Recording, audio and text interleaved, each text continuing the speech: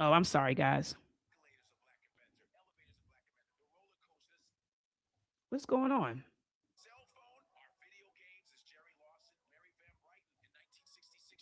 Oh, someone said they can't hear.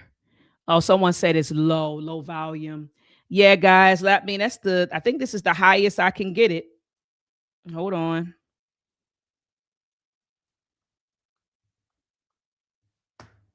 Let me see if I can get it lower. I mean, higher. Oops. Here we go. That's the highest I can get it. Someone said it's lower. There it is. There it is. Okay. So hopefully now you all can hear it, family. I'll do it again. Hold on. Let me go back here. Let me stop sharing. And let me start sharing again, just to make sure that you all can hear. Thanks for letting me know in the chat. Let's run it back. Everybody around the world copies African Americans and then yet disrespects them. GPS is a black woman. Well, 3D imaging is a black woman. Laser eye surgery is a black woman. Escalators a black inventor. Elevators a black inventor. The roller coaster, the cell phone, our video games is Jerry Lawson. Mary Van Brighton in 1966, she invented the home security. You're talking about open heart surgery, Daniel Hale, plasma, Charles Drew. We can keep going. Surgical equipment, black people inventing, just constantly inventing, and they took everything and lied. And black people are still thriving. Black women have the highest degrees in America. These are the same women that were operated on with no anesthesia, but they're number one in academics. Atrocities that African Americans have been through, I'm surprised we are this peaceful. All right, so hold on, y'all. I want to run that back. You know, I want to run this back, okay? Because he said a lot. He said a lot. Everybody around the world copies African Americans. And I wouldn't deny this part, right? He said everyone around the world copies African Americans. I mean, we can't deny that African Americans, Black Americans, that we are a very influential group. So I have no debate here. And then yet disrespects them, GPS. And he said disrespects us, and that's true. But now he said GPS is a black American, was invented by a Black American woman. S is a black woman. Not true. Not true. And I'm gonna get to that. I'm gonna get to this. Well, 3D imaging is a black woman. 3D imaging is a black woman. But there needs to be some context there. Laser eye surgery is a black woman. LASIK eye surgery, she did not create this. But again, a misinformation. Escalators a black inventor. Elevators a black inventor. Now he said escalates and elevators. I would, now that he's saying that, a part of me is like, I need to go back and do some more research on that. But I really wanted to hone in on the people that the pictures of the people that he showed. Hold on. The roller coaster, cell phone. When he said the roller coaster, not true. Our cell phone, not true. Video games is Jerry Lawson. Video games, Jerry Lawson. That's not true, guys. Mary Van Brighton in 1966, she invented the home security. You talk about she did, but she did it alongside with her husband, who nobody ever mentions, Albert Brown, because she was a nurse, he was an engineer. So who do you think really invented the home security system? About open heart surgery, Daniel Hale, plasma, Charles Drew. We can keep going. Surgical equipment, black people inventing, just constantly. Now that's true. We are inventors. But let's tell the truth about what we invented. And they took everything and lied. And they didn't take everything and lie, family. See, we have to stop with this. Oh, they took everything from black people. The fear mongering. We got to stop that. They didn't. I have the patents, and I'll show you the patents. Nobody took everything and lied. No one did that. So that was a stretch. Black people are still thriving. Black women have the highest degrees in America. Okay, I agree with that. These are the same women that were operated on with no anesthesia.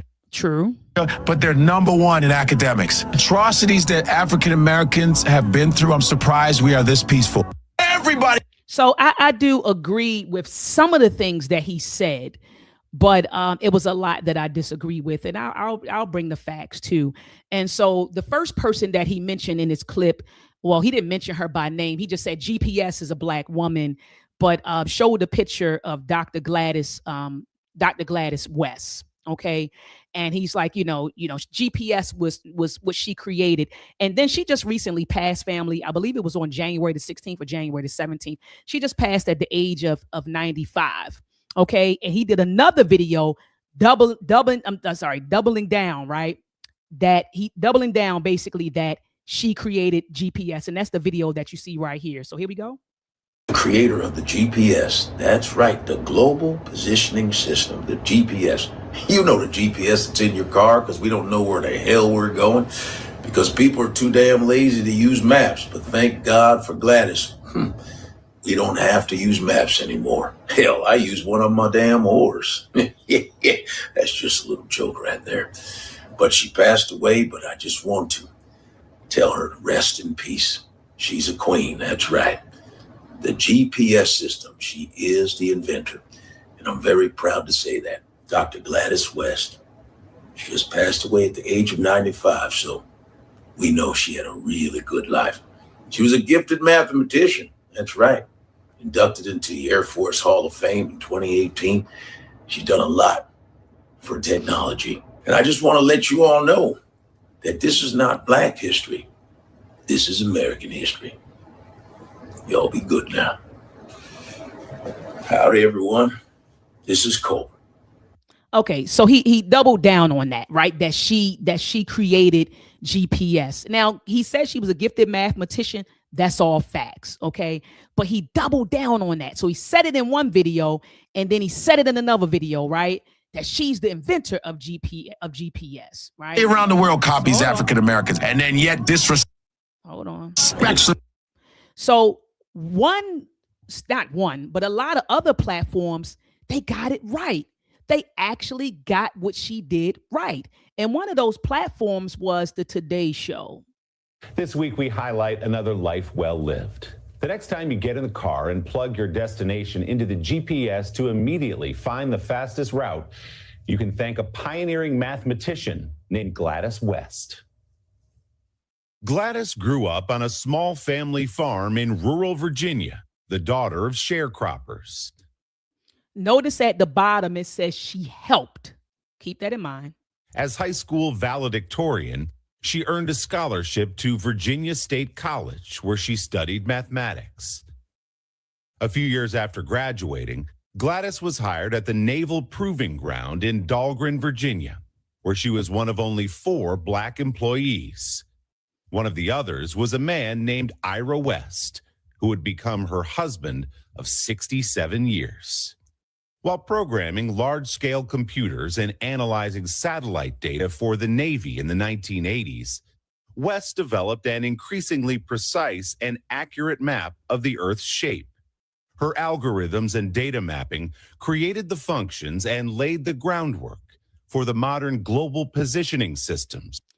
Laid the groundwork for something, and inventing something are two totally different things. Or GPS, found in phones, cars, and in military weapons. West retired from the Naval Surface Warfare Center in 1998 after 42 years of service. At the age of 70, she went back to school, earning a doctorate from Virginia Tech. Dr. Gladys West, whose groundbreaking work paved the way for GPS, died last weekend in Fredericksburg, Virginia. She was 95 years old. Hey. So I don't think people understand how research works. And typically with research, you have individuals in groups, right, or institutions.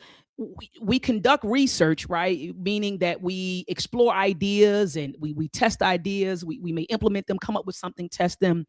But, and sometimes when we implement our ideas, it may lead to a novel creation. But a lot of times what I've seen as an academician is that research builds on top of research, right? You typically see a continuity of thought and work. That's what you typically see when you're researching. It's not like one person does something and boom, here's the invention. Typically, things build on top of each other. And I'm not saying that people don't conduct research and that may not lead to, like I said, a novel invention. That does happen, and it happens a lot. But it also, a lot of times, there's the research builds on top of things. So someone may create a piece of something that may lead to a system, right? And so everybody's kind of creating these ideas, and then someone may come along and pull these ideas together to produce, some sort of invention. Okay. And that's how a lot of times research works. So I just want to give you, the backstory on the Navstar GPS development. Let's start here. And Navstar stands for Navigation, Satellite Timing, and Ranging. And so in the late 1950s, you had the Sputnik launch, and that sparked interest in satellite-based navigation, Sputnik. Okay, so that launch occurred in the 1950s, and then people started saying, okay, I'm kind of interested in satellite-based navigation systems. So then in the 1960s, you had the development and operations of Transit, which was the U.S. Navy's first operational satellite navigation system. That was in the 1960s. You keep going into 1973, the U.S. Department of Defense, they formally approved the Navstar GPS program. That's in 73. Okay, in 1974, the U.S. Air Force was assigned as the program manager to GPS development. Okay, then in 1995, GPS reaches its full operational capability. Okay, it says with complete 24 satellite baseline constellation. So you had 21 active and 3 spares. Then in 2000, GPS signals were made available for full civilian use, okay, with improved accuracy. So it trickled down to us. Then from 2018 to 2023, then you had the introduction and development of modernized GPS 3 satellite with enhanced performance. Then in 2022, you had GPS constellations surpassing 30 satellites in orbit. It says to improve redundancy and coverage. Then in 2023 to 2025, it's been continued launches to maintain and expand the constellation. So they're saying now it's about 31 to 34 satellites in orbit. So do you all see the progression from the 1950s all the way up until 2025? It's a progression. So it wasn't this one person invented GPS. It didn't happen like that. What she actually did was help to create the technology which led to the creation of the GPS. Okay, so it's not, I don't want you all to think that Dr. Ma'at's goal here is to tear down what our ancestors did. My goal is to preserve accurate history, right? We don't want to run out here looking like fools. Gladys West, and then your child saying it. Dr. Gladys West created GPS, and then some smart kid comes along and say, actually, no, she didn't. It actually happened like this. And then they showed the progression. They showed the continuity of research, right? Ideas and research that went into creating GPS. And she was a very gifted mathematician. This sister was born in 1930 in Virginia, right? She lived in a farming community that was populated by mostly sharecroppers, okay? And she worked on the farm with her mom and with her dad. Her father worked on the railroad. Her mother worked in a tobacco processing plant. And in her particular community, in that day and age, the only clear options for a young Black girl's future was to continue farming or working at a tobacco processing plant. And when I read this, I thought about my grandmother, because my grandmother had a 4th or 5th grade education. My grandmother was born in 1933, and she had a 4th or 5th grade education. And she told me she was pulled out of school because she had to work on, she called it the tobacco farm. She didn't say tobacco. She said tobacco farms. That's what they had to do. So when I was reading the background about Dr. West, I started thinking about, my grandmother and the options that she had. And back then it was farming or it was domestic work. Okay, Dr. West was the valedictorian of her high school graduating class. She received a full scholarship to Virginia State College, which is now Virginia State University. And she's actually a double alumnus of Virginia State University, which was then Virginia State College. She earned her bachelor's and her master's in mathematics, and eventually she earned her PhD in Virginia Tech. But this is the meat and the potatoes right here, family, of this great ancestor's work. In 1956, she joined the U.S. Naval Proving Ground, and these were the projects that she worked on. An award-winning naval ordnance research calculator that determined the movements of Pluto in relation to Neptune. She also worked on a U.S. ocean surveillance satellite called CSAT that provided data on oceanographic conditions and features. Then she also, look at this, family, she worked on in a satellite program called GeoSat that created computer models of the Earth's surface. Her later work led to the creation of a model of the Earth's shape called Geode, and this model was one of the foundations of the GPS system, family. All right. And so that's what she did. Okay, family, this is what she did.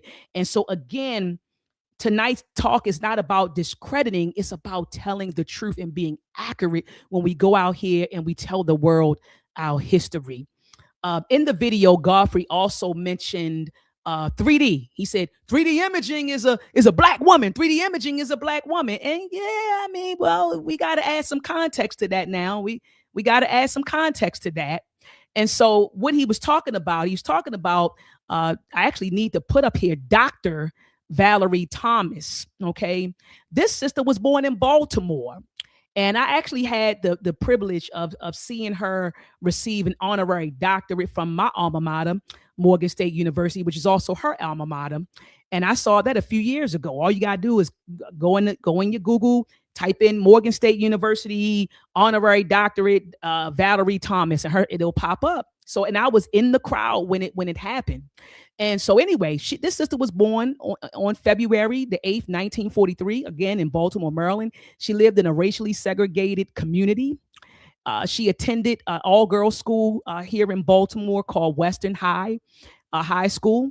And she enrolled in Morgan State College, which is now called Morgan State University. She received a physics degree from Morgan, and then she went on to George Washington University to receive her master's degree in engineering administration, and eventually she earned a doctorate in educational leadership from the University of Delaware. Here's the meat and the potatoes, family, of what she actually did. In 1964, she joined NASA, the National Aeronautics and Space Administration.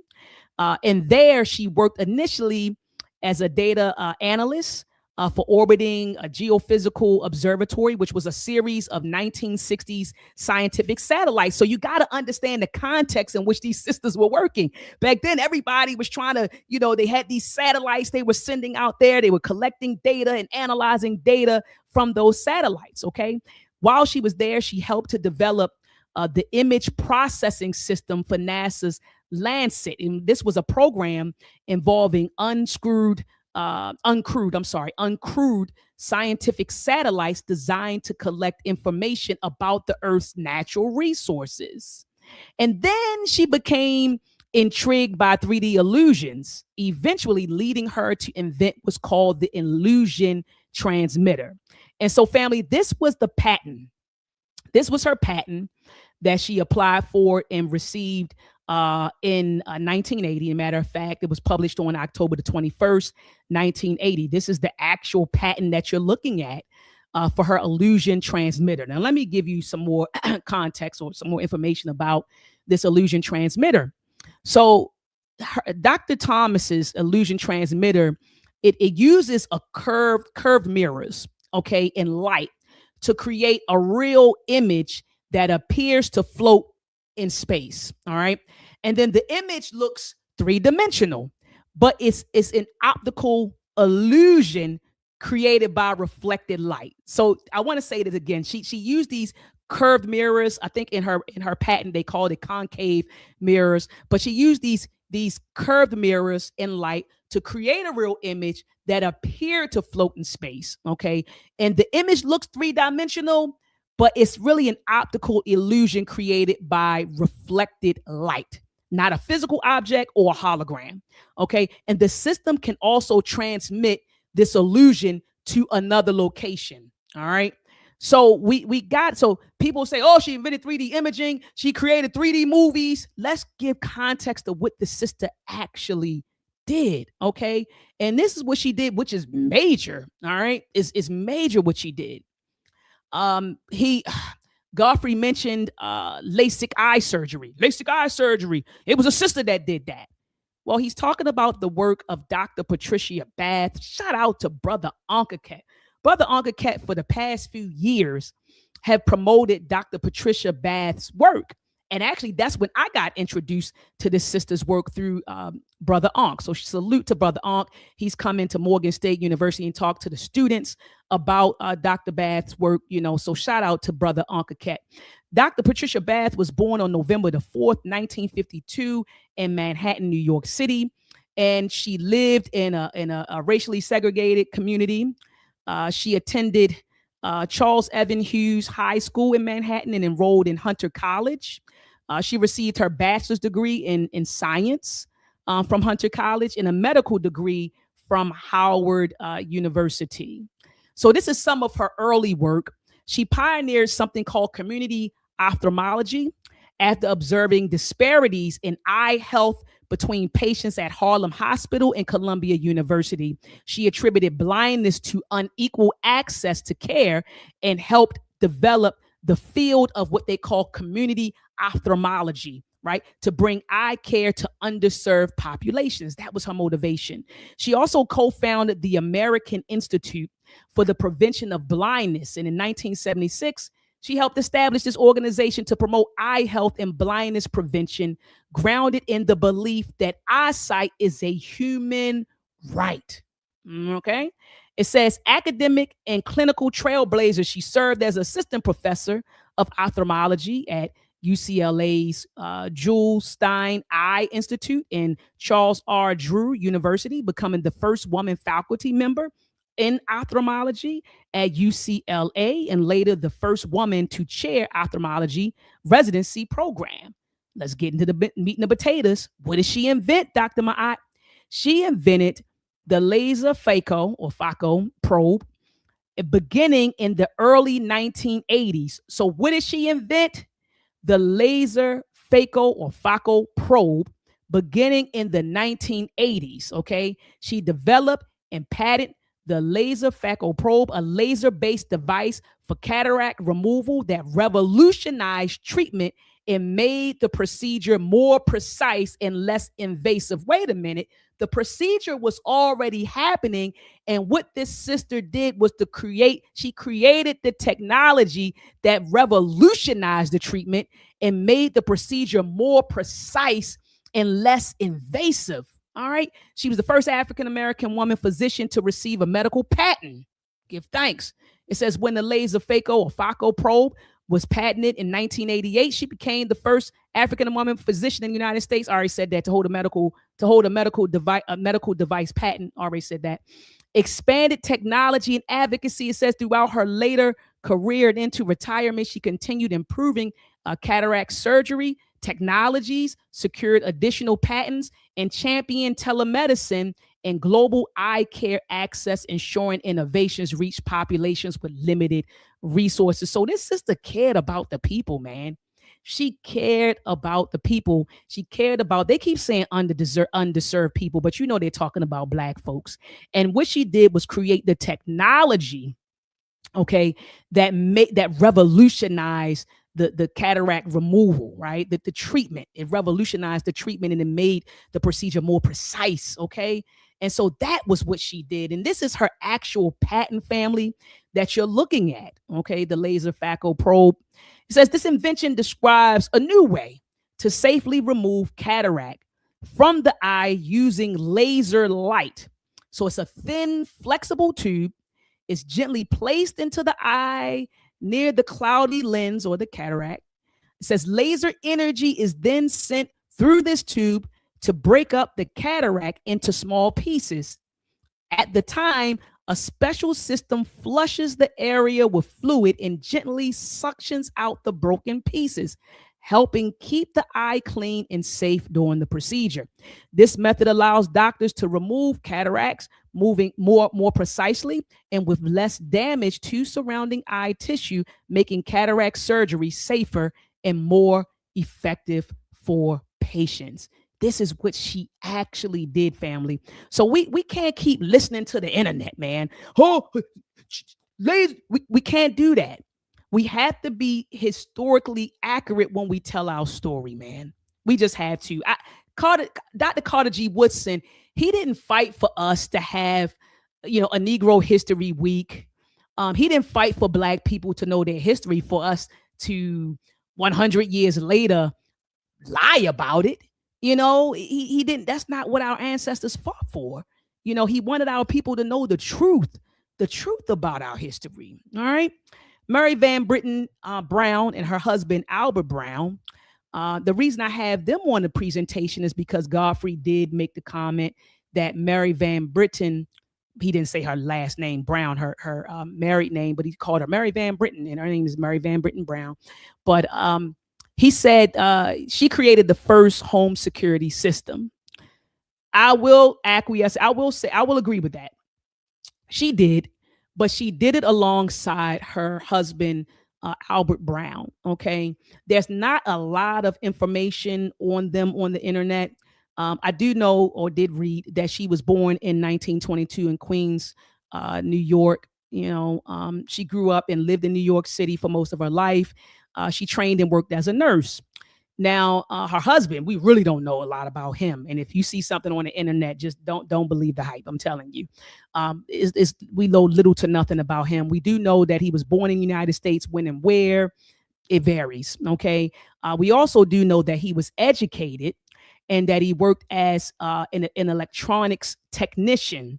So, you say, well, she created the home security system. But the husband worked as an electronic technician. Okay. So the Browns worked. Okay. So she worked late in irregular hours as a nurse, and police response times in the area were often slow. Okay. And so that created a need for a safer way to see and communicate with visitors before you open the door. Okay. And so that was the motivation behind why they created the home security system. So it says, combining Mary Brown's concern for personal safety with Albert Brown's background with electronics as electronics technician, they designed a system using cameras, monitors, two-way communication, and remote door control to help people protect their homes. They designed it in the mid-1960s. They filed for a patent in 1966, and the patent was granted in 1969. So you're actually, family, looking at their patent. And if you look closely, you'll see that both of their names are on the patent. Now, if you ask Dr. Ma'at her opinion, I think that as a husband and wife team, you're sitting there, you're pillow talking. She's saying, baby, I feel unsafe, and he's an electronics technician, right? What can we do, baby, to make you feel safe? Well, it'd be nice if we could see somebody before we open the door. We could see who it is and communicate. And I think as a Black man trying to make that Black woman happy, he said, baby, I'm gonna go ahead and design that for you, right? Because he was the one that had the electronics background. And this is not to minimize her contribution to this to the home security system, but let's tell the truth. People just kind of credit her, say Mary Van Brown created it, but then they won't tell you that her husband was an electronics technician. So when you talk about video and monitoring and communication and controls, you got to have a technician that designs that and test that out for you. So let's not leave Albert Brown out. Okay. It says, okay, so this invention is the first home security system designed to help people protect their homes and watch for visitors. It uses a small television camera. Okay, so small television cameras, monitors, and a microphone so that someone inside the house can see and talk to a person at the door without opening it. All right. So again, he wasn't wrong. And when I say he, I'm talking about Godfrey. He wasn't wrong when he said that she created the first home security system, but he left out some information and it needed more context. Okay. He also mentioned the video game. Okay, he said video games is Jerry Lawson, and they call Jerry. His name is Gerald Jerry Lawson, so they call him Jerry. And he said it without he created black man created the video game. No, he didn't, and we'll talk about that. Gerald Lawson, or Jerry Lawson, he was born in December in 1940, right? Born December the 1st, 1940 in Brooklyn, and raised in Queens, New York. He attended Queens College and City College of New York, but he didn't earn a degree. He's a member of the Homebrew Computer Club, one of the few black members, and interacted with Steve Jobs and Steve, I don't know how to pronounce that, Wozniak, right? It says he created an early coin-operated arcade game called Demolition Derby. All right, but let's get into his work. In 1976, Mr. Lawson joined Fairfield Semiconductor, and he worked there as an engineering manager, and he was a lead engineer at Fairchild's video game division. And he led the team to the development of the Fairchild Channel F, which was the first home console to use interchangeable ROM cartridges. So this invention paved the way for later cartridge-based and modular console systems. So he founded later on in 1980, he founded a company called VideoSoft Incorporated with Stephen and Daniel McElroy. And they worked as consultants and created game cartridges, even for the Atari and other game systems. And when I saw Atari, I thought about my brother. And because I used to get on his nerves when I was a little girl, I used to want to play with his Atari game system, and he would kick me out the room, And so when I saw that, Mr. Lawson and his I guess, I don't know if they co-founded this company with him. It says he founded the company, and maybe he worked with these guys, and that they were consultants and created game cartridges for the Atari. I was a little tickled by that when I read the Atari. But I just want you to note the words that he led the development, right, of the Fairchild Channel F, right, the first home console to use interchangeable ROM cartridges. He didn't create it by himself, or he's the inventor of it. Even when you go and you look at the patent, his name is not on the patent as the inventor. He was an integral part of the team. But you see this guy right here, Nicholas F. Talesfore, okay? They were there. And so you're looking at the Fairchild Channel F cartridge patent, which was awarded in 1978. It looks like they filed it in 76. Yeah, they filed it in 76, and it was published in 1978. But in this patent describes the plug-in game cartridge used.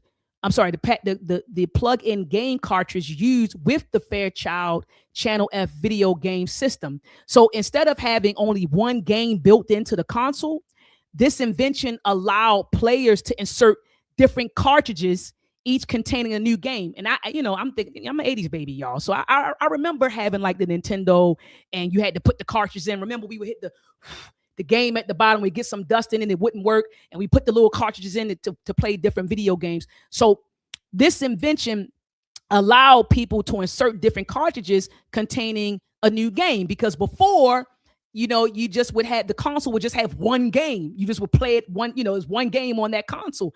But when they invented the cartridge, now we can play different games, right? We can swap out the cartridges. Okay. So the cartridge actually stores the game's instructions and sends them to the console so it can run the game. And this made it possible for one console to play many games, which was a new idea at the time. This invention helped change video games from single-purpose machines into systems that could grow and improve over time. All right. This was another patent. And if you look at the this is the Fairchild Channel F console patent. Again, they filed for it in 76. It was published in 1978. If you look at the inventors, you don't see his name on it. And it's no disrespect. I just want us to understand what our ancestors did and what they didn't do. And it's okay, because we may not have invented the inventions themselves, but we played an integral role in creating the technology that went into creating these inventions. And that's great. All right. So this patent right here, the Fairchild Channel F console patent, This patent describes the Fairchild Channel F video game console, which was a system designed to run games using plug-in cartridges instead of built-in programs. Okay. And so that is what this is. Okay. It says that the console reads instructions from the cartridge and uses its internal electronics to display graphics, respond to player controls, and produce sound. This design allows one console to play many different games, making video gaming more flexible and affordable for families. Give thanks. The invention helped create the idea of a reprogrammable game system, which later became the standard for home video game consoles. Give thanks. Give thanks. So then you have this brother right here, Jesse Russell. And Jesse Russell. And so I remember getting into it, and I don't want to mention this YouTuber's name. He is not just even Godfrey. Godfrey put it out there. Yeah, black man created the cell phone. And there was another guy on YouTube. I'm not going to mention his name. He has a growing platform, but he even on his Instagram page put up a post and said Jesse Russell created the cell phone. So you know how I am, family. I go under the post. And I said, brother, this is misinformation. You gotta take this video down, man. You're contributing to the circulation of misinformation. So he wanted to argue me down, not in the comment section, but behind closed doors. No, I just did a quick Google search. And it say right here that Jesse Russell did create the cell phone. And I said, golly, people don't even understand how to use search engines. AI will tell you anything. Is anybody, tell me in the chat, guys, AI will tell you anything. Have you all noticed that sometimes you'll put stuff in AI and then they spit you back some stuff and you, oh my gosh, where did you get that from? Then you starting to argue with AI and then AI say, oh no, you're telling the truth. You're accurate. How many of you have had that experience? How many of you have had that experience with AI? I know I have. And even people who've created AI will tell you that sometimes AI gets it wrong. We have to understand. I often tell my students that AI is as smart as the person using it. AI is as smart as the person using it. And I tell my students, don't let AI think for you. This is what I often tell my students. Don't let AI think for you. I say AI is a tool to assist you. Just like when you get in your car doesn't think for you. It's a tool to get you from point A to point B, but you don't use the car to think for you. Your microwave is a tool that helps you warm up your food, but you don't let the microwave think for you. Your stove is a tool that allows you to cook your food, but you don't let the stove think for you. So you don't allow AI to think for you. You use it as a tool to assist you. Oh, okay, Ankh, I see you in the back, Ankh. Let me rock it. I'm almost finished, brother Ankh. I see you back there, brother Ankh, ready to rock and roll. So anyway, Jesse Russell did not create the cell phone. Okay, this brother grew up in 1948, and he in Tennessee. I'm sorry, he was born in 1948, and he grew up in Tennessee. He lived in the economically and socially deprived inner city community. He had a bachelor's degree in electrical engineering. Salute to my electrical engineers. Y'all know I'm an EE major. He got it from Tennessee State University. He also has a master's in electrical engineering from Stanford University. He was hired directly by AT&T Bell Labs. We used to call it Bell Laboratories. And I remember some of my professors used to talk about Bell Labs all the time. And so at Bell Labs, he held a number of positions. He was the director of the AT&T Cellular Telecommunication Laboratory. He was the chief technical officer for the Network Wireless Systems Business Unit. He was the vice president of advanced communications technologies for AT&T and chief wireless architect. He led the team in 1988. Notice these key words, family. Leading something, contributing to something, team. He led the team in 1988 from Bell Laboratories that introduced the first digital cellular technology in the U.S. It says, although the first systems using the technology was not launched until 1993. So one of his famous patents was the base station, right? The base station for mobile radio telecommunications, which was published in 1992. He also had a patent called the mobile data telephone, which is in 1993, and wireless communication base station in 1998. Okay. Later, he became the president and CEO of Incorporated Networks.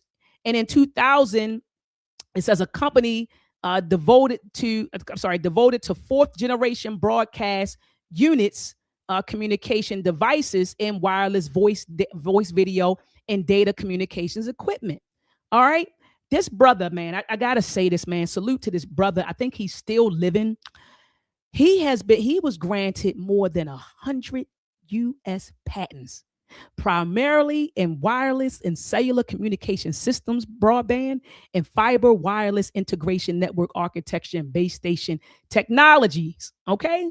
This brother was bad.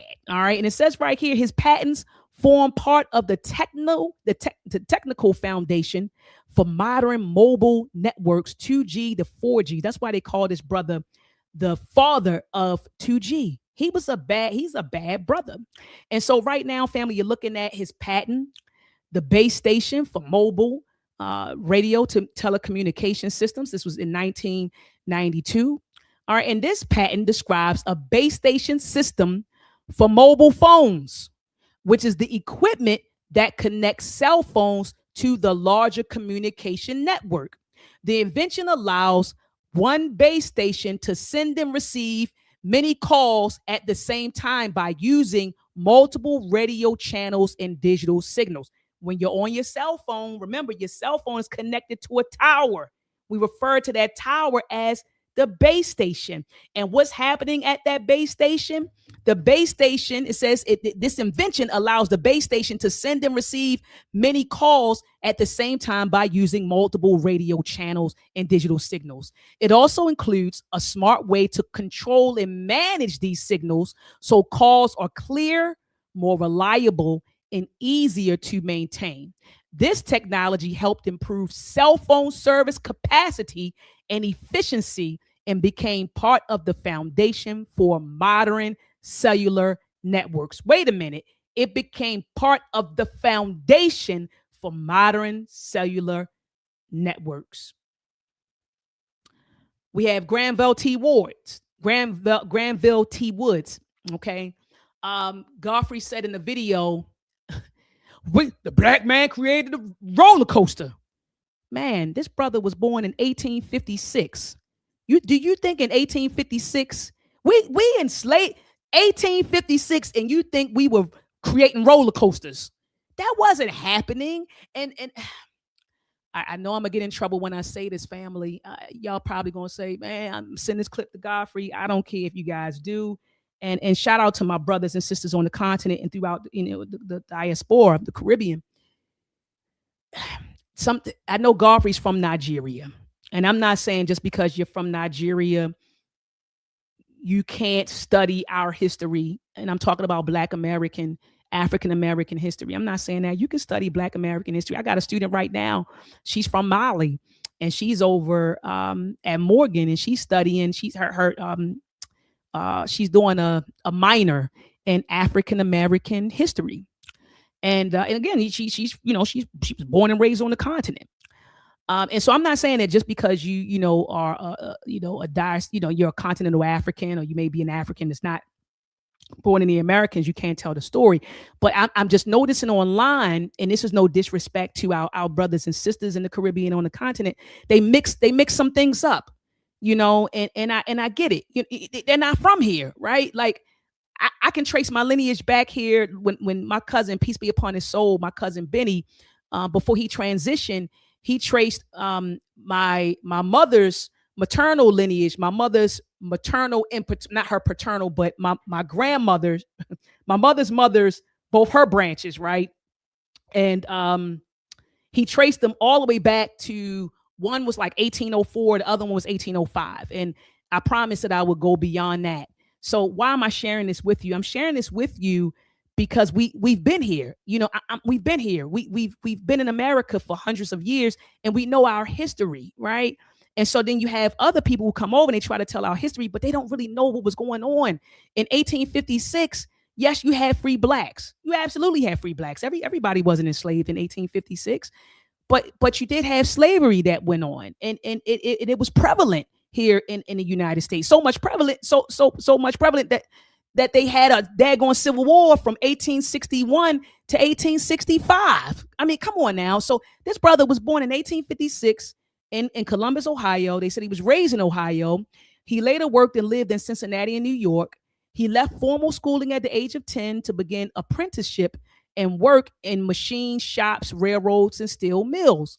Notice that it says he left formal schooling and he began apprenticeships. See, some of y'all feel like, I don't have to go to school. I don't have to do nothing. I'm just going to teach myself everything. He had an apprenticeship and he worked in railroads, steel mills, machine shops. And look at this. He studied electrical and mechanical engineering in New York City from 1876 to 1878, which helped prepare him for his career as an inventor. So, no, I mean, look at the time. It's 1856. Was he at a college? No, but he left school. He did some apprenticeships. He studied for a couple of years electrical and mechanical engineering, and then he began his career as an inventor. But I want to get to the meat and the potatoes, which is the third bullet. His key inventions included the induction telegraph system, which allowed communication between moving trains and stations, improved telephone transmitters, later purchased by Bell, an electric railway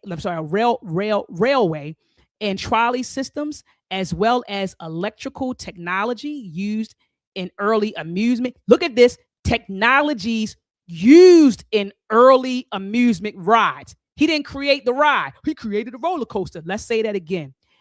Electrical technologies used in early amusement rides, all of which significantly improved transportation safety, communication, and efficiency. He founded his own business family, the Woods Electric Company. It says through which he sold and licensed his electrical innovations. He held nearly 60 patents during his lifetime for inventions in railway telegraphy and electrical systems that improved train safety and communications. Granville T. Woods is a bad brother. And right now you're looking at his patent family. You're looking at this brother's patent. Okay. This is his patent for the induction telegraph system in 1887. Okay. In 1887, which allowed trains to communicate while moving and made rail travel safer. All right. So family, this is my last slide and I'm gonna close out. The functions of history. And I actually have this is going to be published in a paper that will be available in June. It's going to be published by the American Society for Engineering Education. And I talked about the function of history and then also the value of history in educational context. And so that paper will be published this June. And when I bring up Ankh, I want him to talk about a paper that we already have published, because some of this information that I provided tonight is in a paper that Brother Ankh and I published with the National Society for Black Engineers. All right. But let's get into this. The functions of history. The functions of history. Okay. History, one function is that it supports self-understanding and offers models of possibility and action. Now, if somebody is feeding you false history or falsifying history, right now, and I'm thinking about Dr. Amos Wilson, his book, Falsification of African Consciousness. And he talks about, how when someone lies about your history or they distort it, the damage that it can do to your consciousness, right? So, because history is supposed to support your self-understanding and offer you models of possibility and action. And how can you have that if somebody's lying to you about your history? If they're over-exaggerating, embellishing, or omitting, right? History also explains the state of the world, the present state of the world, right? Knowledge of the past clarifies how current conditions and systems came into being. History also enables individuals and communities to make informed decisions by drawing lessons from past successes, failures, and patterns of actions.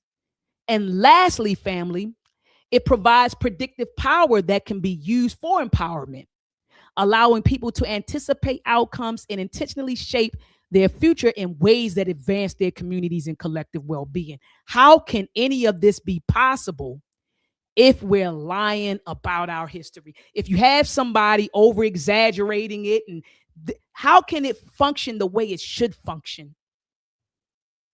So, family, with that, I just want to close by encouraging us to be more responsible with the information. And I'm going like this: information that we take in, the information that we circulate, and especially those of us who have a voice. And I know that we say all of us got voices. No, we all do have voices, but voices like Godfrey, because he has a huge following, his voice is amplified.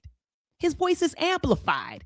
So people are listening. Just today, someone, Pan-African think tank, I think that was his name, Pan-African think tank or thinker on TikTok, sent me the video on TikTok. The video went viral on TikTok of him saying, oh, Dr. Gladys West invented GPS and a black man created the cell phone, and it went viral on TikTok. And so we just have to be more accurate in our historical framing. We have to operate with intellectual integrity when we tell our story. All right, y'all. I appreciate y'all for listening. I'm going to stop sharing my screen. Brother Uncle Cat, I see you over there. You cutting up with somebody. Who you over there cutting up with, Brother Uncle Cat? Who you over there cutting up with, Brother Uncle Cat? Can't hear you. Got to unmute. You got to unmute, Brother Unc. You got to unmute, Brother Ankh. I'm unmuted. Yeah, you're unmuted now. You weren't unmuted just now. The whole crowd. I didn't say I was. Okay. You always trying to prove something. Jesus Christ. Man. You know, I'll be ready. Look, I'll be like, here come Unc. Yeah. Peace to you, Unc. How you doing, warrior? What's going on? Up, man? You way nicer than me. You think I'm nice? Listen. There are consequences for things we say. First of all, big up to your platform. Okay. Truth to power. Big up, right, to all your followers. And big up to the community of skeptics and the pseudo killers. So as we use our scientific mind, because we all have it, we all have the ability to tap into that fundamental piece that has allowed humanity to survive for over 350,000 years. You had to have a way to collect data, whether it was in written form, whether it was, okay, I'm gonna transmit to you. This is how you get to that water right there. That's the good water. Don't go there. You're gonna die. Go right there. And the had a community having fresh water, right? You had to have a way to get it through that. So we all have minds that we can tap into that are scientific. We also have believing minds. We believe everything. There has to be a separation there. When humans figured out a way to separate it, it took off. It just did. Very important. So there are consequences for things that you say. There's a flat earth conversation going around on a regular basis, right? But if you understood your history, there's a wild anti-vax campaign going around, right? In our community, wild white people put it together, and wild white people put together the flat earth. But if you understood your history, you could take a critical look at the wild information. So you talked about Miss West, right? You sharing my screen from Miss West. Serious person, right? Do we know how serious she was? I did a whole. They've been sitting. They've been sitting. Job. How about say they've been sitting? Okay, Don't worry about it. I ain't gonna rock him to sleep. No. What I'm saying is I don't want it to be repetitive. I ain't gonna rock him to sleep. I'm not gonna read. That's what you're doing. That's how you doing it. Okay, go ahead. Where I'm at? You must not have been listening to me. Where I'm at? No, where you at? Let me see it. Go ahead. All right. No, I'm saying where I'm at in the conversation. What am I saying? I said there are consequences for things you say. Right. If you don't understand, right, your history, then you will make the mistake to follow stuff like what? Flat Earth. That's right? true. Okay, you'll follow Robert F. Kennedy Jr. about vaccines, right? That's true. I wanted to show you something here, Okay. right? Not put no words on the screen. Can you see this?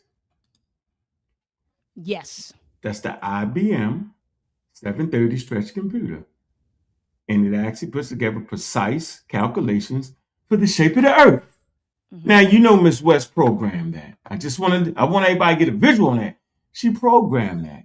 And it helped us get a precise measurement of the shape of the earth. Now, if you go back to Egypt, right, Eratosthenes, right, he actually did that calculation to get the circumference of the earth that's in Africa, right?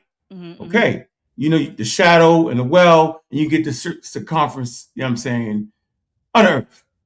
So this is African history in a raw, okay? Miss West, she actually helped us understand the precise calculation inside the surface of the earth. So if you just that's why it's important to get it right. Because if you don't get it right, then we stuck. You get it? So if you get Black history right or African history right, then you can proceed forward and pushing the community forward. But if you making it up, it's not right, because she's actually a Navy scientist. And guess what? The number one thing scientists want from us, man, get their shit right, man. That's all they want from you. They don't want you to act like they did something they didn't do. Trust me. A doctor, a scientist, somebody that invented something, man, please don't mess it up. That is the most disrespectful thing you can do. Is to mess up what the hell they did in their career. Because they have unlocked a room, right, with that information that allows you to move to the next room. Yep. You get it? They do not unlock the room with you making up something. Now, I hear a lot of people say, hey, man, to make you feel good. No, to make you feel good does not unlock the room so you can build upon. It keep you stuck in the room. That's right. So if you got a vested interest in keeping us stuck, keep messing it up. Keep acting like somebody did something they didn't do. The vaccines, if they understood our history of inoculation, understanding how to stimulate the immune system with the actual pathogen itself, we may not be as afraid of vaccines as we are. Because you would recognize that my man from West Africa, Nismus, right, he brings techniques with him. The slaves from Africa, in West Africa, they had understood the small starting point of how to stimulate your daggone immune system. And if you understood that real accurate fact, they didn't invent vaccines, they didn't do that, but they actually figured out a way to fight the pathogens using the actual pathogen, which is actually counterintuitive. And if you understood that, then you would understood that vaccines aren't harmful to you. So getting our history right for me is the most important thing, because there are consequences when you mess it up. There are consequences, specifically when you talk about inventors and scientists and doctors and stuff. If you say they did something they didn't do, that is the most disrespectful thing you can do. I mean, see, we don't get it. The feel-good part of it is for you. But I thought it was about the legacy of those who showed you're supposed to be standing on. And if it's about their legacy, you have to get it right, because once you get it right, then it opens up the room so you're no longer vulnerable to wild information like wild vaccine information, wild flat earth. The kids say, wait a minute, it can't be flat. They was in Africa when they figured out the circumference of the earth. Wait a minute, Miss West programming, it's called geodesy, right? To get precise measurement of earth. What are you talking about? You become the fool in the community then. So you got to treat the fools like fools and treat the intelligence like intelligence. Now, I know they've been sitting there, but I know how to get them up. No, I'm with you, brother Ankh. I'm with you. Yeah, I'm with you, brother Ankh. But it's another thing that I wanted, and I had sent this to you. I got it already. What you need? You know I got it. And that's an even wilder one. You talking about the video? With the play that. You got it? Okay. All right, hold on. No, play it. I don't got it, but play it. I got the, Okay, yeah. It's another wild claim that Godfrey made. I think the white boy might have played with him too. Because he didn't know his history. Yeah, it was another one. Hold on, here we go. Can you see my screen? Can you see it?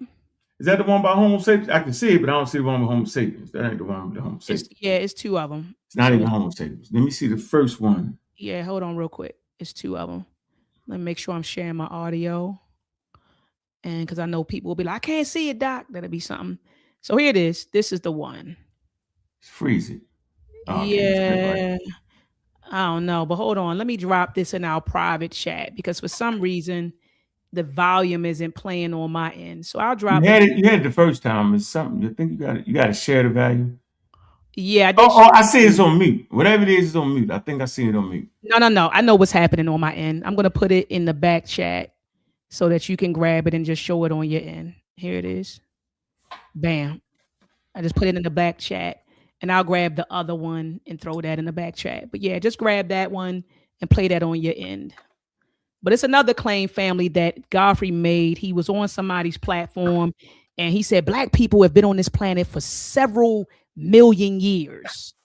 And so anyway, we need to address that as well. So yeah, let me go to this one really quickly.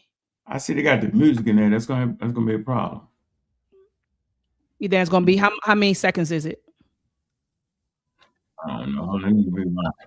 Because I don't want them to end it. You know how they do. It'd be they're gonna hit you with the ha ha ha ha. Tell you what, I can't even rewind it. Yeah, you can't rewind it. So what happens is you just gotta let it run and then just play and and go from there. Goodness. Let me grab this link to this one right here. This is another one. All right. So I'll do this. Let me share the screen. You don't mind because they be sitting. Yeah, click that other one too. Click that other one that I sent you. I don't know if it's music in that one too. So conversation is they talking about humans. Okay, now if you study like we study, we know what that is right there. That's actually a picture from the Nairobi Museum in Kenya, and it's not actually Homo sapiens sapiens. I believe it to be Australopithecines because they specialize in Australopithecines. Mm-hmm. Okay, Leakey actually founded that particular museum, and what he did was he lived in the Kenyan village. His kids grew up speaking Kenya like he more African than some of y'all. Okay, I'm just gonna say it.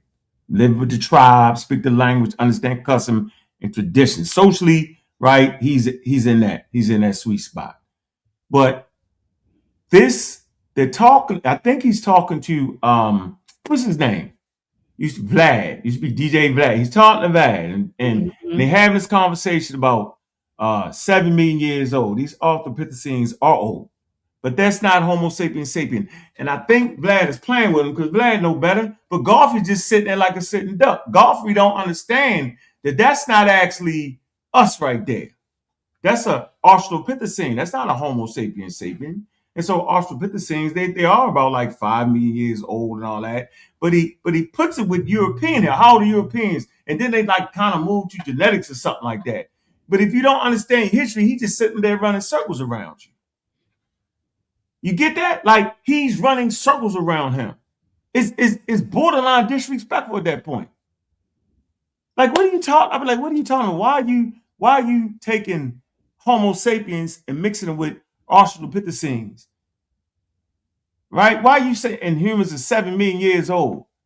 Humans aren't 7 million years old, but the Australopithecines are a few million years old, though. This is the site in the Kenya Museum. Let me see if I can kind of play it. All right, let me see if I can get here. All right. Around 7 million years old. We're 7 million years old. All right. Happy birthday, African. How old are Europeans? The genetic lineage of Europe mysteriously transformed about 4,500 years ago. Are you kidding me? Okay, hold on. You're 4,500 years old. Wait, how old? And we 7 million. Well, African civilization was 3150 BC. I think this is a more complicated question. All right. So, listen. Godfrey didn't understand what he said. He said 45,000. He said 4,500. And I think they're just showing pictures here. But the pictures don't match what they saying, y'all. Is what I'm trying to show y'all. They show you some modern pictures. They show you some Australopithecines from the Nairobi Museum. And here it go right here. See? All those who study know what this picture is. This is in the... And I bet you don't even know where that's from. Doc, you remember when Irritated Genie did the same wild thing when he went to Kenya? Yeah. Right? He stood right here in this picture and say, see, this is European stuff right here. They just found the monkey stuff. He did that to us. He sure did. I remember that. See, it's the same thing repeating itself because people don't know. That's in Kenya right there. All right, they butchering an animal. This seems to represent that you had hominids that was butchering animals before Homo sapiens sapien, right? It's in a national museum right here. They specialize in Australopithecus. They look at these as being a great ancestor. So if you don't know your history, a person to put a whole bunch of pictures up there, then we put 7 million years old humans. No, that's not accurate at all. So I understand this because I understand their history.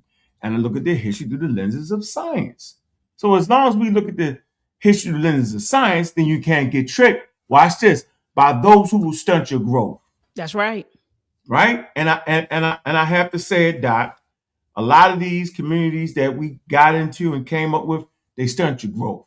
Yeah. Okay. The fact that you would even have to waste time around a cult or around those who misinform you, like say the Moore Science Temple, right? That'd be Noble Drew Ali, misinformation on accuracy in history, the Nation of Islam, misinformation and accurate history, right? The New Wapians, misinformation. The time you spend around these organizations is the time you could spend in, say, one of our classes. How about that? Or in a scientific class. Because like they like to say, they hit our history. That's a red flag. Whenever you hear them saying they hid our history from us, for me, it's a red flag because they didn't actually hide it from you, right?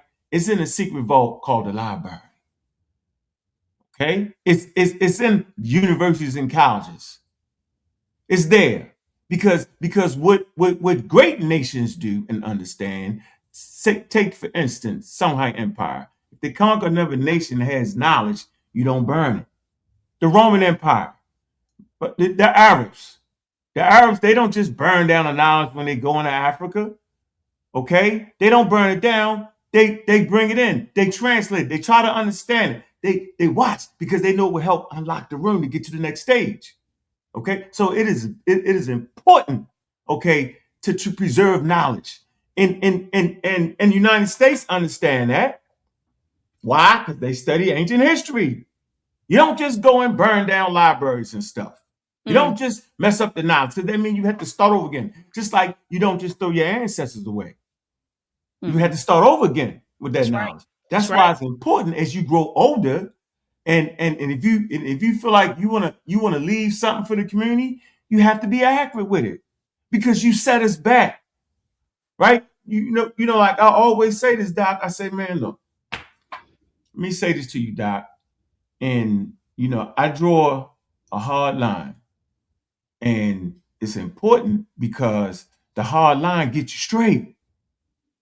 Religious thinking, there is no hard line. It's blurry, it's murky. It could be this guy, I believe, no problem. When it comes to accuracy and science, right, and trying to get it right, how is that not important? If we're saying that if we understand our story correctly, then it will help us move forward.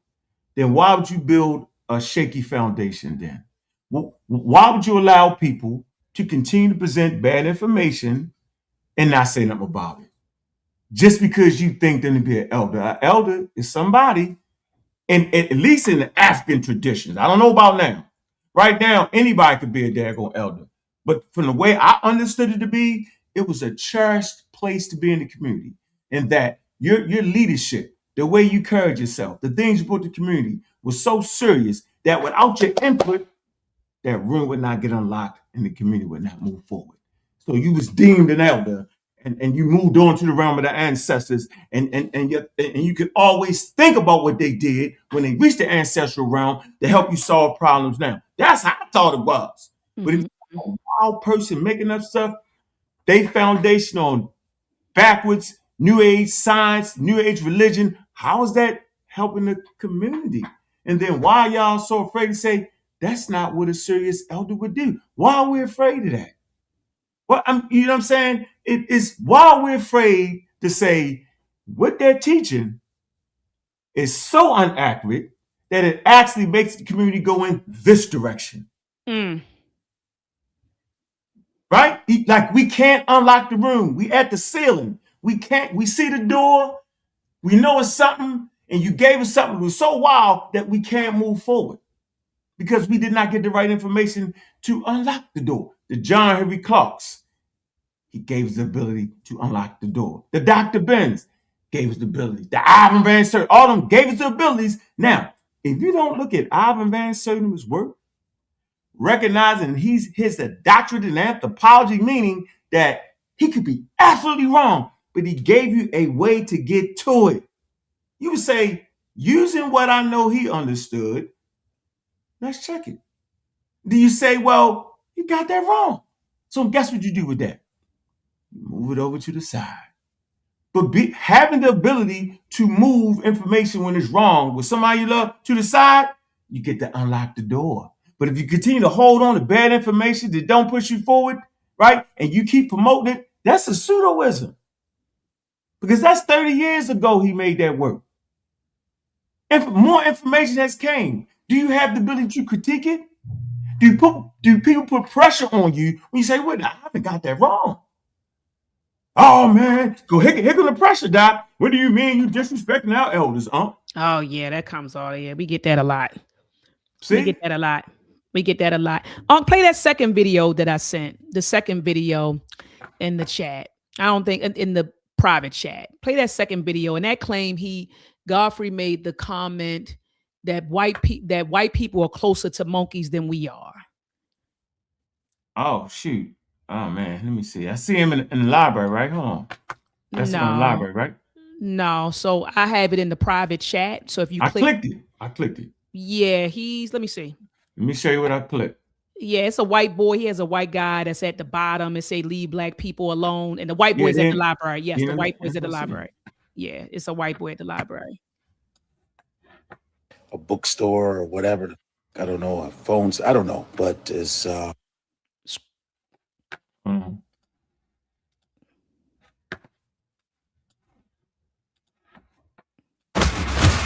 Scroll up a little bit, Ankh, so we can this see. situation is, I don't know where they're at. They look like they're in some kind of, I don't know, some little place, a bookstore or whatever.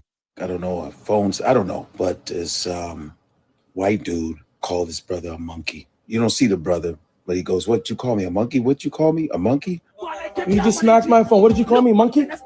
You just called me a monkey? And so the white dude, who was tough when he called the person a monkey, started walking away, running away, and now playing victim. He said, "Why'd you call me a monkey? Why'd you smack my phone?" He smacks his phone, and that music comes on with the British lady. It's pretty funny. And then he chases outside. He said, "Let's go outside. Let's go outside and talk about it." He's like, "No, you had to in my face." Okay, so I'm a monkey, right? I'm a monkey, right? What's up? I'm a monkey, right? What's up? And unfortunately, in this video, we didn't get to see the brother beat his brakes off. You know, he just played. And you know what I mean? He says, "I called you a monkey because..." Stop calling black people monkeys, white folks. Stop. You are closely related to the monkey. You are. It's you. You are genetically closely related to monkeys. Black people have no connection to the monkey. It's you. This has been scientifically proven. I don't know why you keep doing this monkey. It's you that are the monkeys. Yes, I'm saying for the white people that say that, this is specifically for them that say call us monkeys. You are genetically related to monkeys. It's all facts. Monkeys have thin lips. You shave the hair off, it's white. And they take that does not belong to them. Have a good day.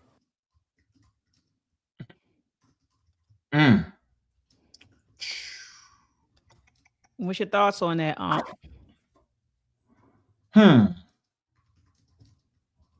The Reese's monkey. That's what they... You said that's what they talking about? The Reese's monkey. The white people, the Reese's monkey. First of all, I'm going to just say it. What problem does any African American who claim to be in tune with nature or promote the idea that natural is better have a problem with a daggone monkey, first of all?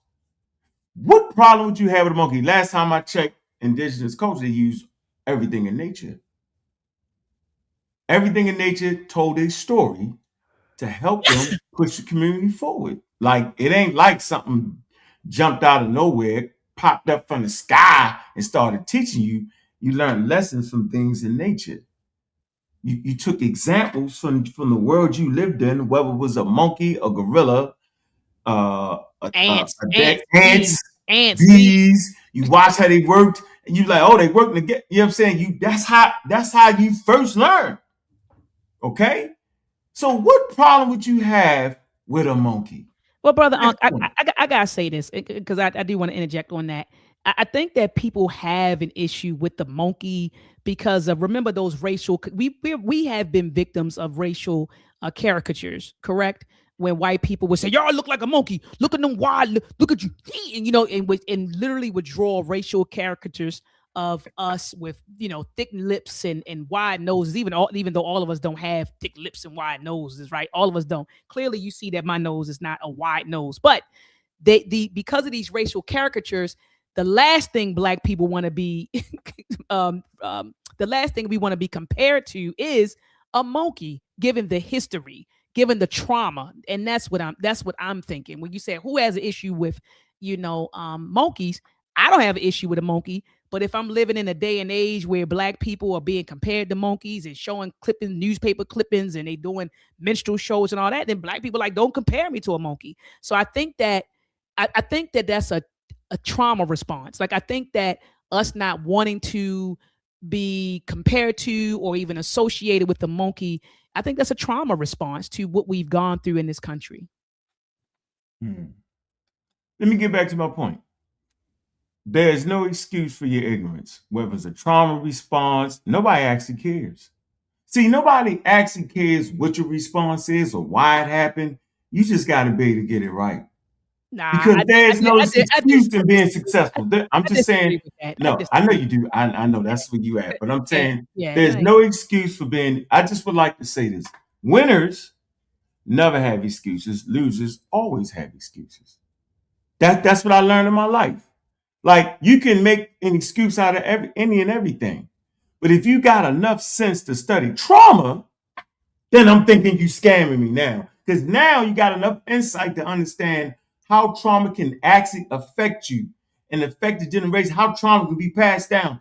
You mean to tell me you took enough time to study how trauma is and how it really works, but then you understand the scientific facts behind trauma, but you ignore based off an excuse you're trying to give on why you saying I don't like monkeys or monkeys, we ain't the monkeys. I don't. No, well, you don't have to agree. But what I'm saying is, it's not a. You don't have to. That's agree. not a good excuse. It's a.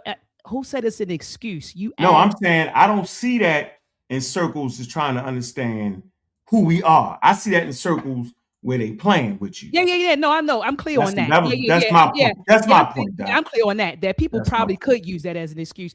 But what I'm saying is, I just want to make it clear that I wasn't using it as an excuse. What I'm saying is that you do have, and that's a fact, that black people don't want to be compared to monkeys. They find it very insulting, given the history in America. You can't ignore how history shapes consciousness. You can't ignore that. Psychologists will even tell you there's an intimate connection between history, culture, and personality. There's an intimate connection between history, culture, and personality. And so history shapes how we feel, what we believe, what we think. And so you can't negate that fact that people, black folks in particular, they will get insulted. Hold on. They will get insulted when you compare them to a. I'm not. They will become insulted if you compare them to a monkey, given the history. So it's not an excuse. It's something that's facts. So you may view it as an excuse, but I view it as trying to understand the black experience here in America. Period. So it's okay. And hold up. And I will say this, that I also believe that in the age of information, though, ignorance is a choice. I do believe that. So I do believe that in the age of information, that ignorance is a choice. But I will tell you that you have our elders, however you want to call them, elders or people in the community. If you compare them to a monkey, they will be insulted. And I'm giving you one reason as to why. They're not thinking about science in the way that you're thinking about science, Ankh. You think if we go down on Pennsylvania Avenue right now, those young brothers, if you go down there and call them monkeys, they thinking about it in a scientific term. They're not thinking about science. Our people aren't there. You get what I'm saying? So I'm telling you, and I'm telling you why they aren't there. So that's the point of that is why we have to promote scientific literacy. You got some people that look at science as a white thing. They don't even in our community. I thought you was talking about the clip though. No. I'm just speaking in general when you said, well, why would you? So I was talking about the clip. The clip showed this man say that white people was close to the monkeys. Which was bananas. So my point is, if you don't want to be a monkey, then why you make somebody else a monkey and make up a lie based around that? That's all I was talking about. I wasn't saying people that have trauma because because white people called us monkeys. Hell, the first person that was called a monkey and put in the character was actually Charles Darwin. If you really want to keep it a buck and keep it like it really was. So yes, the t-shirts, we monkeys, but that ain't what that man was talking about. No. That man said he's offended that that the white boy called him a monkey, then he turned right around and called the white boy a monkey. It's the same thing, fighting the same thing. That's my point, Doc. That's what I'm not understanding. No, I'm with you. But when you kind of posed the question, I wanted to answer why. You said, well, why would you get offended? And so I wanted to answer. Well, you know what? At times, I like to use my life as a reason on why I didn't like the word monkey. So let me say this. This for me, ladies and gentlemen, okay? The reason I didn't like the word monkey because it was like, who the hell want to be a monkey? Who the hell want to be an elephant? Who the hell want to have any type of close relation or think that they come from an animal based off religious thinking? They had no, the real trauma is saying you popped up off the ground in the dirt. How come that's not trauma? How is it not when your kid asks you where the hell babies come from or where humans come from, you tell them they popped about the damn ground? Is that not that's got to be one of the most traumatizing things in the world. They say you popped about the damn ground and somebody came from the heavens and you became a living soul. That's got to be wild trauma at the end of the day. Shut up. You became a living soul. Shut up. What now? That put you in the real state of ignorance for real. So yeah, trauma is all around us, Doc. You know what I mean? So yes, of course, I understand that. I understand we don't want to be, but people don't want to be compared to animals, period. Black people, white people, nobody thinks they're actually animals. Yeah, and human beings are animals. Because we're human centric. That's the real reason. We're human centric. We think we're better than everything. The sun travels around the earth because we're earthlings. We're earth centric. We're human centric. Right? We think everything is about us. Like I was trying to point out, the overall point I was trying to make, that in indigenous cultures, they try to develop a relationship with all in nature. Facts. They don't have a problem with any animal. They have totems of monkeys, the great monkey spirit, the great spirit of the antelope, the lion. They use the symbolic representations of human character. The bamboo. The baboon, right? That's what I was saying. So I'm saying in Africa, we didn't have a problem with monkeys. You get my point? Yeah, I'm with you. When we go through colonialism, based off of some of the things you just said, right? Yeah, we got a problem with monkeys. Yeah, we got a problem with monkeys. But I was saying that the people that claim to be natural people, why you got a problem with a monkey? No matter what white people say, you was like, yeah, that's my cousin. So what? See, if you on the natural thing like you claim, but I'm not worried about this particular animal here. A sister asked me that. I was fighting against Charles Darwin and evolution. We ain't no monkeys. She say, I'll never forget, older sister, sitting in class, was in a shrine of Black Madonna, running my mouth. They was like, all right, I'm gonna debate the whole class on whether evolution is legitimate. I used to say humans came from everywhere on the planet. White people came from this part of the earth. Black people came over here. And they be like, all right, they set me up, Doc. I'm in front of a whole class teaching. Lady did like this. Question and answer session. Hey, I thought you was natural. Yeah, I'm natural. The best way to go. I'm the best. She set me up. Your older sister set me up, Doc. She said, so why you got a problem with a monkey? Doc, I did like this. She got me. I was like, I don't know. And I'm saying my trajectory changed from that point going forward. You know what I'm saying? So maybe in the dark recesses of my brain, having people call us all kind of horrid things, including monkeys and that. Also having ignorance about the natural world. You feel me? A lot of that is it's a lot of factors on why, because white people don't want to be called monkeys neither. White people don't want to be thinking they animals. Yeah, it's a lot of it got to do with religion, religious thought processes, the way we was raised, the way we were raised separate from nature. And I'm just simply making the point that when you claim to be studying traditional societies, whether it be in America, Australia, Africa, right? Right. They have a profound relationship with everything in nature. They respect it. They didn't overhunt. Europeans came and shoot all the damn buffalo. The Native Americans shot what they needed to eat, right? Use it for the tents for that. Okay, that's good. Let's keep. They understood their relationship. Now we're in the midst of global warming based off of losing that relationship. Now we're trying to get the balance back. Plastics all in the oceans because there's a loss with profit. Okay, it's more important than the relationship you have with nature around you. Little do you know, if you mess up the water, the earth keeps a constant amount of water. It gets recycled. So if you're messing up the water that you got to drink, no matter how much you're trying to filter it out, that's going to be a problem, Doc. There's going to be a problem with global warming. There's going to be a problem with everything if you don't keep that. There's a lot to learn from ancient peoples. I want to close with this, right? And the only way you can learn from ancient peoples, and this goes with the conversation, is to have the information right so you can have an understanding. Oh, I agree with that 1,000%, brother. I agree with that 1,000%, man. And I think that we just, and I just want to reiterate this for the listening audience. We don't have to lie. We have nothing in our history to be ashamed of. We don't have to lie about our history, and we don't have to embellish our history. So I'm gonna double down on this since Godfrey doubled down on the things that he said. No, Dr. Gladys West did not. Oh, hold on. Let me mute you out. No, Dr. Gladys West. She did not invent the GPS, but she played a critical role a critical foundational role. Let me be clear, in making GPS possible. So no, Dr. Gladys West did not invent GPS, but she played a critical foundational role in making GPS possible. In the video, yes, Dr. Valerie Thomas, she did create 3D imaging, right? But it's important to clarify what kind of 3D imaging, right? She did not invent all 3D imaging. She did not invent the holography. She did not invent modern digital 3D movies, right? So we have to cut that type of stuff out.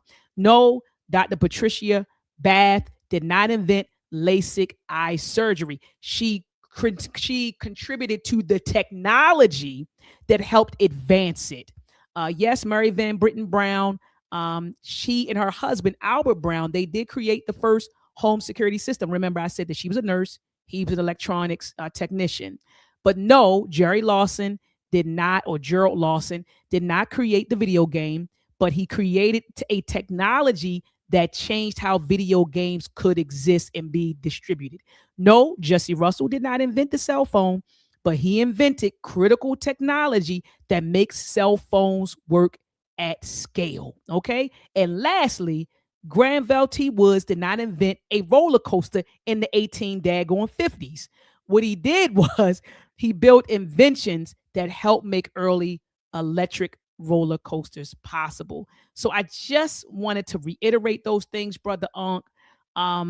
In the presentation, family, if you didn't get an opportunity to watch the presentation, go back to the beginning of this video, watch this presentation, share this presentation, right? We want to each one teach one. And the way that we do that is by sharing it. You take the link, drop it in your chat, your family chats or your friends chats. Also, family, again, we're celebrating 100 years of Negro History Week. Negro History Week was established on February the 7th, 1926. So in about 6 more days, it will mark the centennial of Negro History Week. And in honor of Negro History Week, family, I have these hoodies. These hoodies are mean, family. The material, everything is mean. I'm only pressing up 100 of them. These are unisex hoodies. In fact, I'm going to swap out the image tomorrow, because I had people asking me, Doc, I see a woman, it's on a woman. Do they have them? Do you have them for men? It's a unisex hoodie, family. All right. It's a unisex hoodie that commemorates 100 years of Negro History Week. I just dropped that in the chat. And we also have a t-shirt that commemorates 100 years of Negro History Week. That is in the chat. So family, make sure that you click on the link. I'm only pressing up 100 hoodies and 100 t-shirts. All right. So make sure that you click on the link, grab your hoodie, grab your t-shirt. We're also celebrating 50 years of Black History Month. Black History Month was established in 1976. So this month marks the 50th anniversary of Black History Month. All right. And so we'll have another design coming out shortly. So family, make sure that you grab yours and thumb up this video before you get out of here. Thumb it up, thumb it up. Also, family, make sure that you share it and subscribe to my YouTube channel. Hit the notification bell so that whenever I go live, you will be notified. Also, family, make sure that you subscribe to the community of skeptics, man. Oh my gosh, Brother Ankh and them have some powerful discussions over there. Y'all been beating the brakes off of the pseudo FBA information, Brother Ankh, and I've been seeing it. You and Dr. Asar been going ham. And so, family, make sure that you subscribe to the community of skeptics, Brother Ankh and the pseudo killers. They have some beautiful discussions, powerful discussions, and they bring on a lot of experts. Brother Ankh, what you got going on in the community of skeptics? What's happening on the channel? What's coming up next? Well, I'm about to have some indicator gonna come back through. So I wanted to stir up the conversation again about Egypt and Black Egypt. I think we kind of talked about this too, Doc. Let me say this real quick, though. Go ahead, please. Absolutely, we do understand why white people called us monkeys, because they felt like we was animals, which is wow, right? And couldn't learn and was backwards and was uneducated. So that's why that's that reference there. But I'm not quite sure if people is locked into that today. I'm not quite sure of that. What I do know is we need to get it straight. Back to the point. So wanted to stir up the conversation again. There's a wild guy, you know what I'm saying, Chief X. I got to say his name because he tried to include you and me in there like we didn't respond. First of all, you're not responding to none of that. No, I'm not. Way too busy, too much stuff to do, real stuff. Yeah, not to play around with Ankh and Chief X as they waddle in the middle of the street.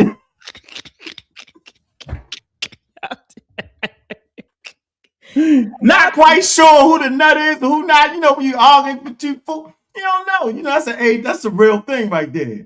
Right. So you don't got time for that, man. What you do, you out there really changing.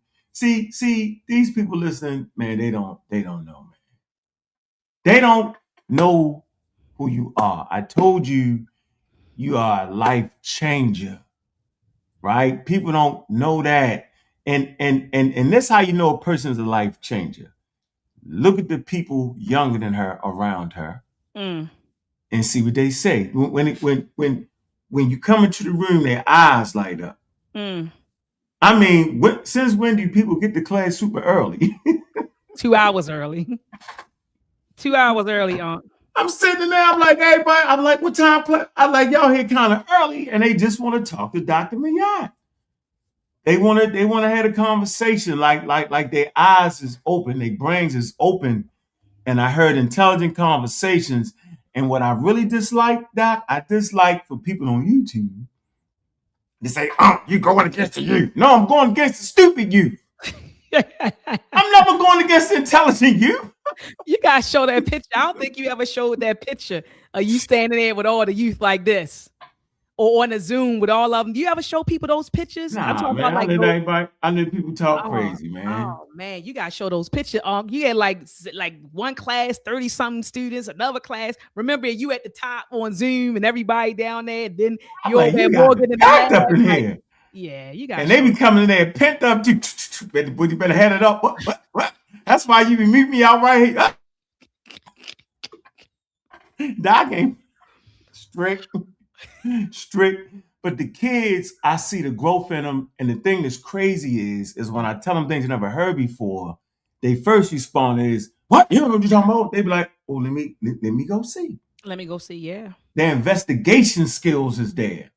On YouTube, you got 5 people on they talking about. And so I just like where this is going. I like the science literacy part. I like the way you've expanded the little teeny mustard seed vision.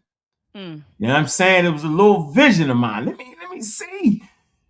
And I always told you from day one, I said, you will be the most important part of what we do. And you didn't understand it. I say, Doc. I didn't know what you were talking about back then. I didn't know what you was talking about back then. I was like, you're like, what? Oh, looking at me like, what? Man, yeah. And lo and behold, right? It's the woman, okay, with the character and the following of the youth, man, that's unprecedented. It just is. It's serious work right there. And you got us in spaces that I could never get us in, like the real science journals, like the real science conversation, like you really you be at these conferences with real scientists, the high level. I'll be like, oh my goodness, she right there. I'm up there texting you from the conference, like, look at this song, look at this. Like, look at this. I'm paying it to him. It was been about 15 years, Doc. We almost got 10 years in. That's crazy. It's crazy. It's crazy. I don't like to talk. I like to talk about what you do, right? But I don't want to. I want people to keep looking at me the way they look at me. Oh, you just so old. I like that. That's my advantage. Right? He ain't doing no work. Okay. I'm not tripping because I don't want to use that. Putting away the science on the community is enough, Doc. Just for the record.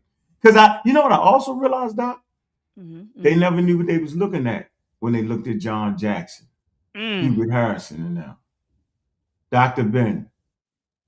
They never knew what they was actually looking at. Right? The books, they claim to read the books, but they only read the part of the book they was comfortable with. I know because I did. I like the religion part of it. Never got into the evolutionary part of it. Right? So I know how it is to have a Dr. Ben book and then be in a class and they use that same Dr. Ben book to beat you up. Yeah, hey, so you know the books you got. What you mean? You got Ivan Van Server, I got it. You got Diop's up. I brought up, bring all your books in the class. So I'm talking about Shrine of Black Madonna history class. I brought all my books. Boom. Man, that man let me make a fool of myself for 3 straight weeks, man. See, everybody be getting away. Like, I didn't get away like you. I had a whole class. It was about 30 people in that daggone class, man. And the numbers kept growing each week as I was challenging them. As I was challenging what they were saying. A lot of people in the class were agreeing with me, right? The veterans in the class wasn't, and the numbers kept getting bigger. And I'll never forget that day where they finished me off. I had to take the small step backwards. Like, that's why it happens, though. It happens to the best of us, but that's how you grew. That's how you grew. You know. So come on, man. So family, make sure you join me back here at 7 p.m. Eastern Standard Time next Sunday. I don't know what I'm gonna talk about next Sunday, but I want you all to pull up on me same time, 7 p.m. Eastern Standard Time. Family, make sure that you subscribe. Ankh, I appreciate you as always for who you are and what you bring to the community and what you bring to these platforms, because these platforms are bananas out here, and I applaud you. I applaud you going in these spaces and trying to educate these folks. And I tell you all the time, I say, Ankh, I don't have the patience. I can't do it. But that's what we got you for. So, brother Ankh, we appreciate you, man. We love you. And family, I love you too. Thank you for tuning in. Make sure that you share this presentation and make sure that you grab your 100 Years of Negro History Week hoodie. The hoodies are unisex. And the Doc, you messed it up. If you to put it, see, this is wild. It's got to be sexism or something. What's up? Listen, if you to put a man picture on there, come on, that part. Seriously, all jokes aside, because I was throwing. I know where you're going. If you put a man picture up there and say unisex, everybody know what to do. If you put a woman picture up there, I was like, put that woman hoodie on. That's what it is. But it is. It's unisex. It's unisex, family. So make sure you grab it. Yeah, make sure I'm putting both. So I'm changing it to a unisex, like a couple. So you see the woman and you see the man. So everybody will know that is unisex. So family, make sure that you get your hoodie, get your t-shirts. We only pressing up 100. And I do see that orders are coming in. I get it via my, I'm looking at my Gmail right now. So you all are definitely coming in and ordering it. So family, make sure that you grab it as soon as possible. Because once we sell 100 t-shirts, once we sell 100 hoodies, that's it. All right, family, I'll see you next week at 7 p.m. Eastern Standard Time. Peace and Black excellence. And also, family, happy Black History Month. Peace. Hey, big up.